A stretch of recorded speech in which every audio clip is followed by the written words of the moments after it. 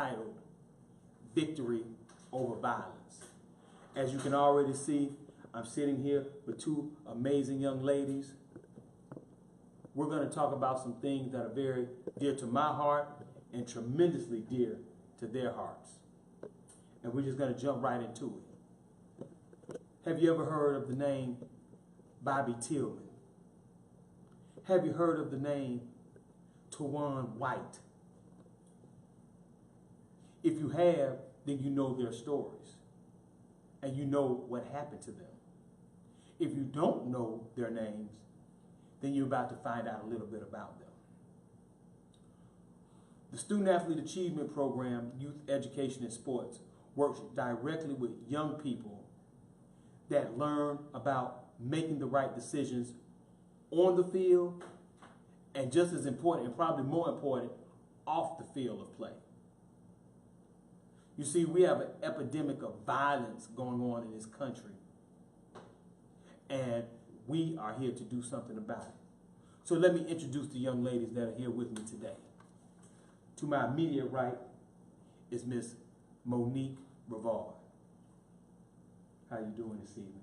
I'm doing well, thank Excellent. you. And to my far right is Miss Toya White. You've seen her before. She is the Academic Compliance Specialist with the Student-Athlete Achievement Program, Youth Education and Sports, and she's with us once again today. How you doing? I'm good, nice to see you. Yes, ma'am. As they say, it's good to be seen. Yes, yes. So ladies, Monique, Toya, tremendous tragedy. Both of y'all have experienced tremendous tragedies. And now I understand a lot of people in the world, everybody is going through something. I got that. But today we're going to talk about these ladies and what they've been through in their lives and how they're turning that violence, tragedies into victory. So Monique, we'll start with you today. Okay. Bobby Tillman. I first saw it on the news and I was appalled. I couldn't believe what I heard the news person say. I'm like, wait a minute. But can you describe it? I don't really want to take you back to that moment per se, but can you describe what happened briefly for our viewing audience? Yes. Well, November 6th, 2010, Bobby went to get together. He had just graduated from Chapel Hill High School May 29th of that year. He still had friends that went there. So a cheerleader was having a get together. She was doing well in school, so her parents told her, you know, she can have a few friends. Over 20 was the invited number, but someone put it on social media. So over 60 kids showed up. Wow. Two girls start arguing over a boy inside the home. And so the parents told everyone to go home. It was children there from 13 to 18. Wow. So the house, it was on a cul-de-sac, or it was, you know, stationed in a cul-de-sac. So the children were in the street. Bobby couldn't leave. No one really could until, you know, the children kind of cleared out. So Bobby got out the car that he came in, and he was leaning on the car with his back to the house. 4 boys were watching him, and when his best friend walked away from him, Bobby was texting. One of them came up behind him. Bobby never saw them coming. Hit him off the car and knocked him to the ground, and the other 3 joined in, and they stomped him till his heart burst right there in the street. And just for our audience to understand, what were the other 50-some kids doing? Watching. They all, we saw the dash cam of the police, the first sheriff that showed up, and it was just a large crowd of children just watching Bobby get jumped. No one helped him. Even adults were watching outside their homes, and not one came out to help Bobby. Lord have mercy. Wow. So, when Toya and I, Coach Spencer, when we're doing our program work and we're doing presentations, one of the things we talk about is social media. Now, I heard you say Bobby was texting, and then he got knocked off the car. Yeah. That's when everything started. Yes. Were other students and young people videotaping any? No, there were no videotapes of the fight, and I think it was because Bobby, he was only 5'7". He weighed like 128 pounds, so with 4 boys surrounding him, you couldn't really film, and it was like a huge, all the children were watching. It was, I mean, when they showed the video of the children or the crowd, it was like maybe 30 or 40 kids. So for them to be able to videotape with Bobby actually on the ground, it was no way. But the police, when they picked up all the children, they took their cell phones as they got onto a bus to take them to the sheriff's station. They took their phones and they didn't find any video of what happened to Bobby, which I thank God for every day. Right. I would never want to see that. Right. Amen. Amen. Okay. Wow. We're talking about victory over violence. Because this made national news, if I'm not mistaken. Yes. So, I know you went through the mourning process, and I'm sure there's some rough days still. I'm still mourning. Yes, ma'am. Yes. What did you decide to do to honor Bobby? Well, we created BFAM.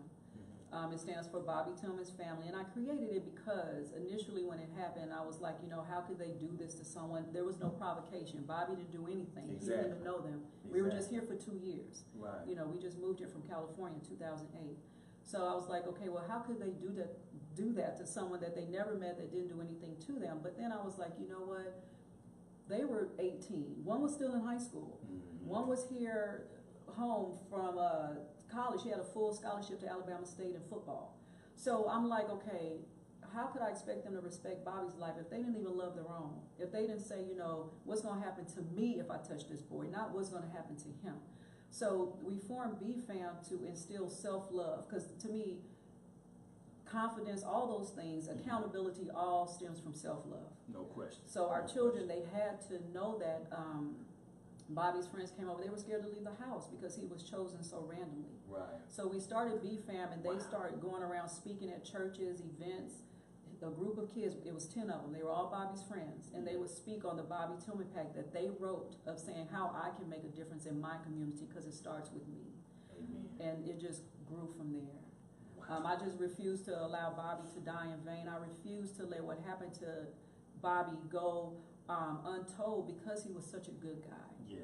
And he didn't deserve that. And I knew that there's so many Bobbies in this world that's just scared to speak up. So I'm their voice like I'm Bobby's, you know, so that they can feel like they're not alone, and maybe they can stand up for themselves, or other people can come together and, you know, and end all this that's going on with these children. But it all stems from there's no self-love. Even the bullies, even the boys. Right. You know, it all stems from that. Right. So we talk about children handling their issues wrong, because we all have issues. Yes, right. But it just determines, what makes the difference is how you handle them. That's so those boys, they had them before they even met Bobby. They just handled it wrong. Exactly. So now they're in prison with the same issue they had before they even met Bobby, and then the issue of being in prison. Right. Because they won't leave prison till they're in caskets. They got life without parole. Wow. And like I said, one was still in high school, so we lost 5 lives that night, but 4 had a choice. Right. So making different choices for yourself, for the betterment of your own life, is what we talk about in BFAM. Wow. Powerful. Yes. Victory over violence. Bobby Tillman. BFAM. Young people standing up for what's right and standing up for their friend that's now resting in heaven. The decisions made by those 4 young men that night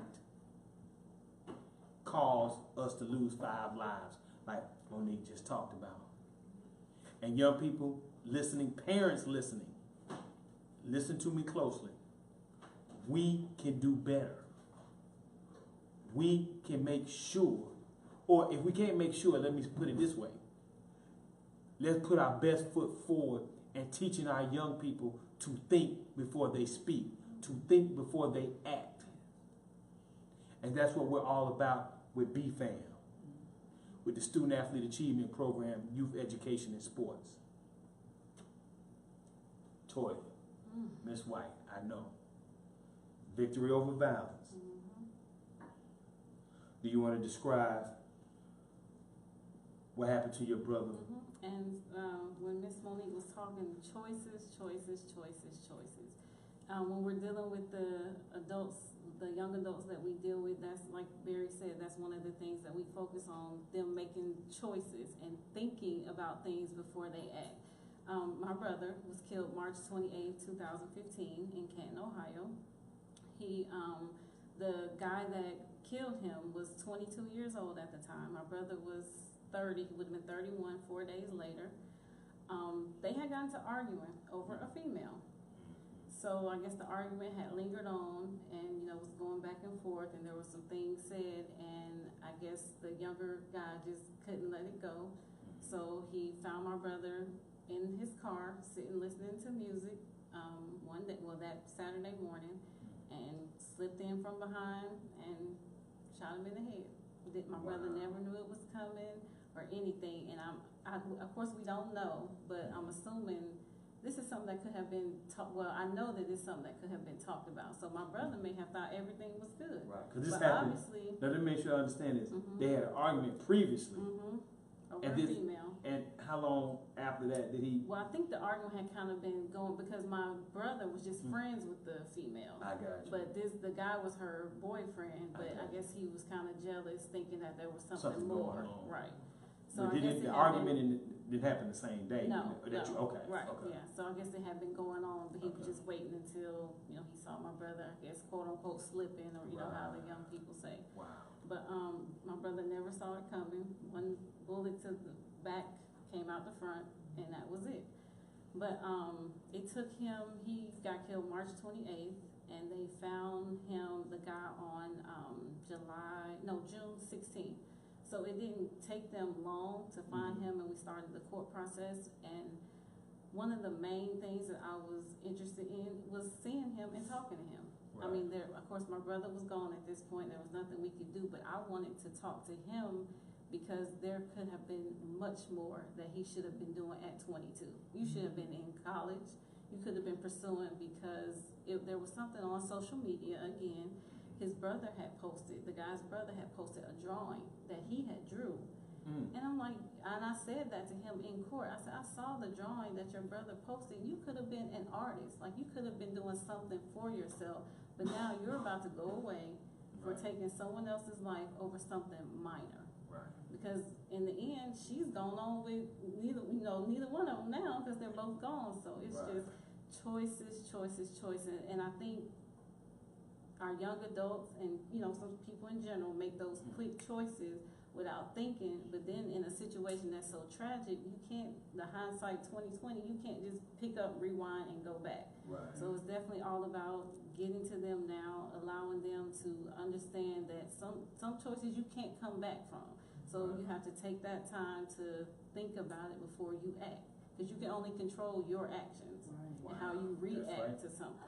That's right. So that's one of the main things when I'm dealing with, as an educator, when I'm dealing with the kids, especially the boys, at school, you have to stop and think. And everything doesn't deserve a reaction. Yeah, and that's true. teaching them that as well. You're right about that. Yes. So it's a lot. But I do that, and I love dealing with the boys, I think, because it's just with me having sons and then my brother, just getting to them, because they can make such a huge impact, especially the ones that play sports, because you're a leader.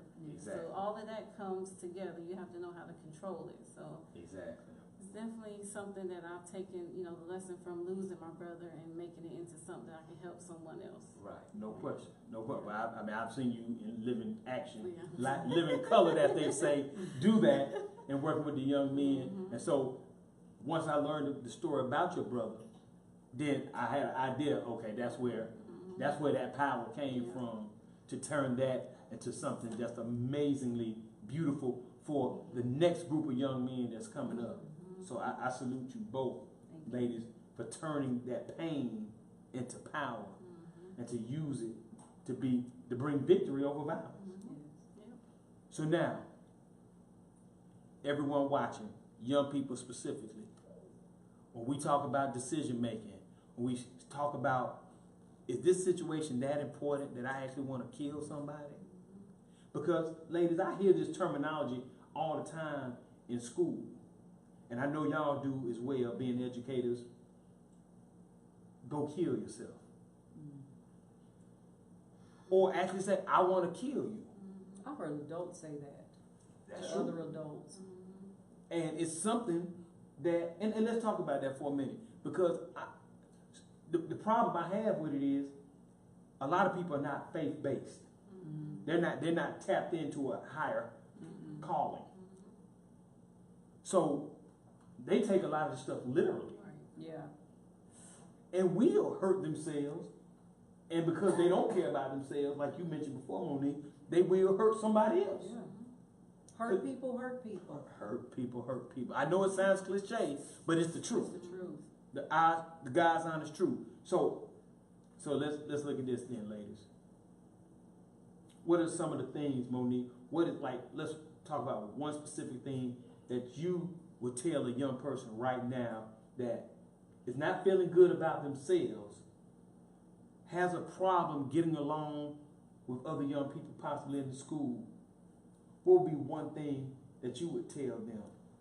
The first thing I would tell them is they're not alone. I think a lot of children feel that they're the only ones that are going through certain things, but when they feel like they're not alone, like even me losing a child, in order to help me get through a lot, I had to speak with other women that lost children, because then it let me know if they can get up, I can get up. So with this child, if the other children can come in and still want to learn and be strong and courageous, then they can too. The second thing I would tell them is that you're worth everything.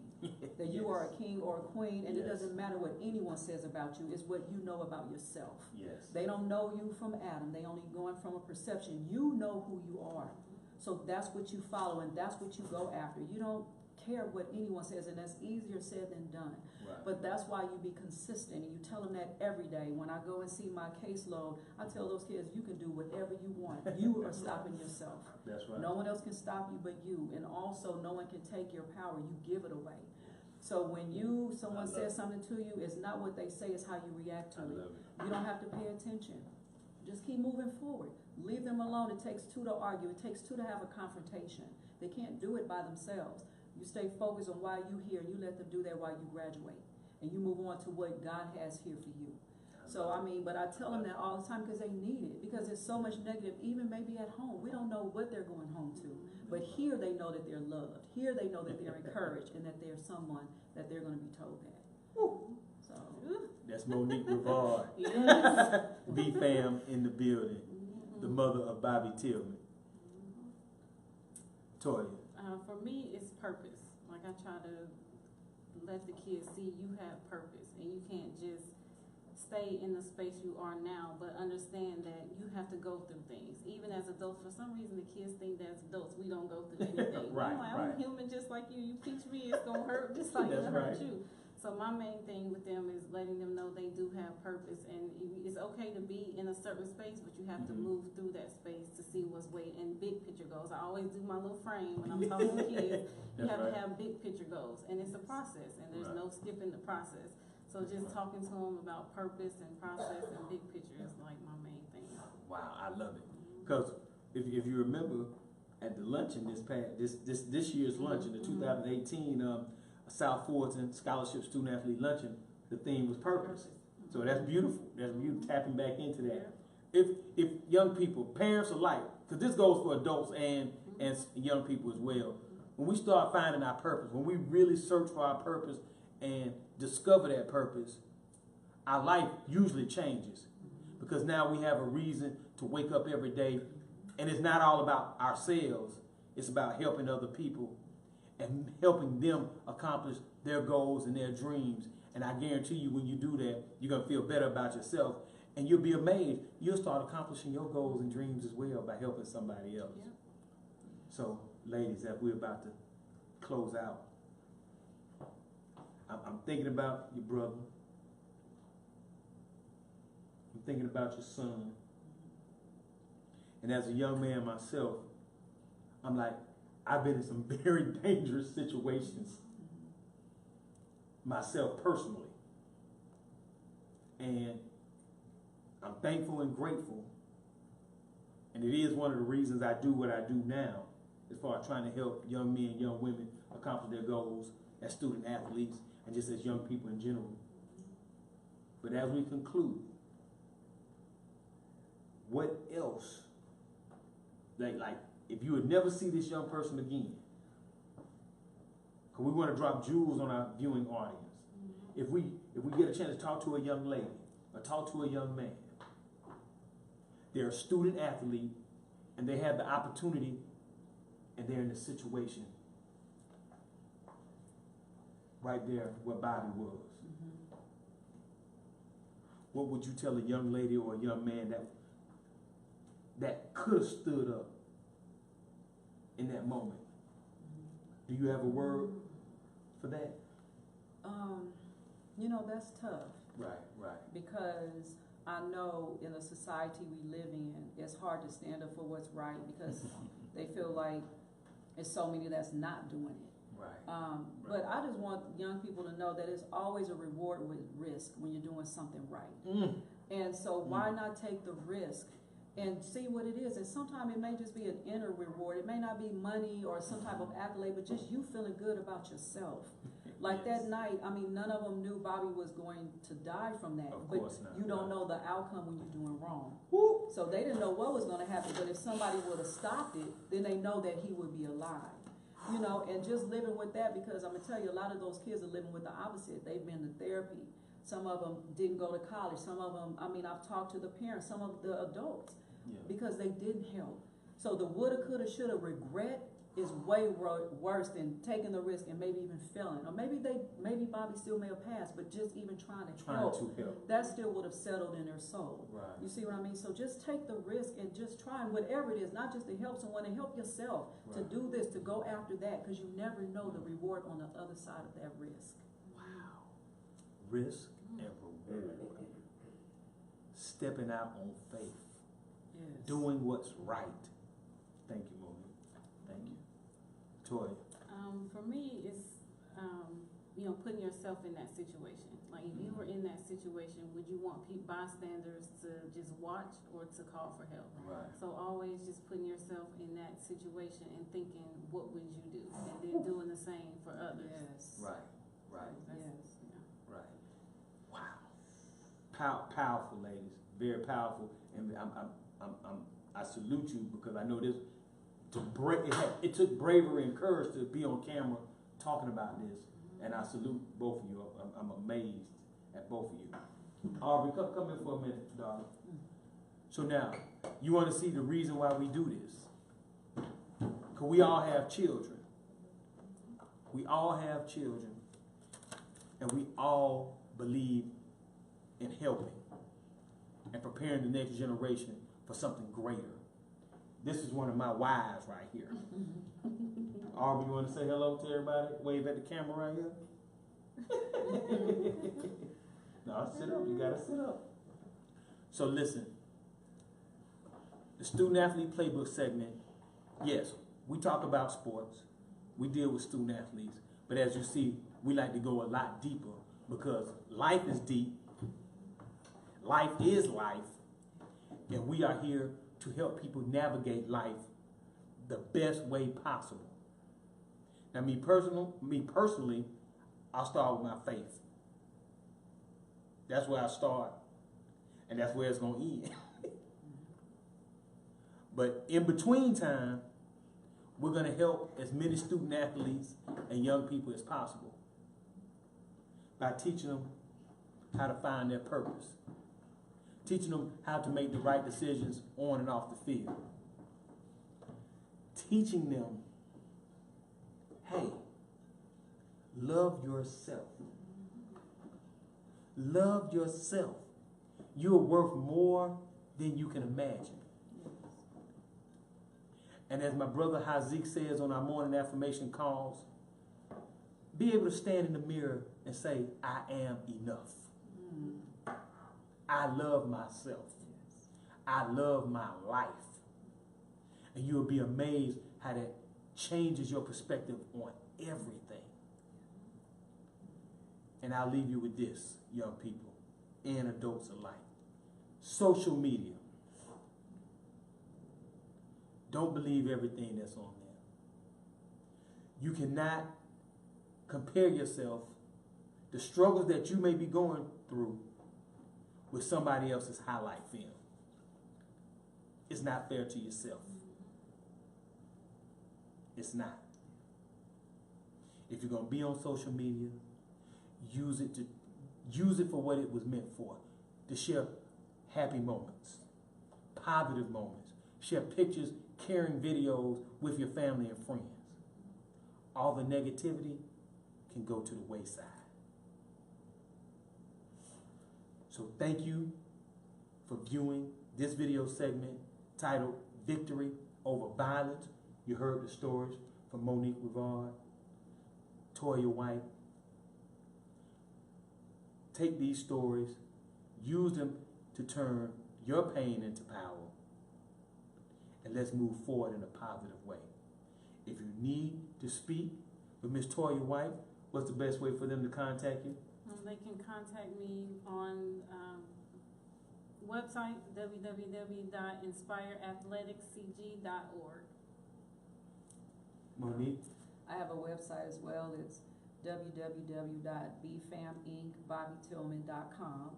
And then also I'm on Facebook, Monique Rivarde. So, you know, they can message me or whatever. And we also have a race coming up. So Yes, they can find out yes. Tell us about the race. It's April 27th. It's at Chapel Hill High School. Last year we were able to give away 4 scholarships in the amount of $400 each. Amen. So now Excellent. we're hoping to do more. We've extended it to the South Fulton High Schools. Yes. Your organization, Ms. White, Yes. a couple of more that are here, as well as the South Fulton Police Department are going to be included, as well as Douglas County, the law enforcement there. And it's ran by the children. This year we're going to get them more involved because responsibility gives a child purpose. That's right. So that's why we let right. them lead everything and we follow them. That's right. So it's, you know, it's going to be a good thing. So Excellent. we just, I mean, it'll be more details, but we just pray everyone comes out. And Excellent. yeah. Well, count the Student-Athlete Achievement Program, Youth Education and Sports in as well. Thank you. We want to help Thank and you. be involved. And listen, thank y'all for viewing. If you want to contact us, you can go to Student-AthletePlaybook.org. You can catch us on Twitter, Facebook, all your social media outlets, but you're only going to see positivity on there. And this segment again is brought to you by J.D. Fletcher and Associates, Tax and Financial Services. Hey, thank y'all for watching, and we'll be back to you very soon. Turn victory over violence. Thank you. Thank you.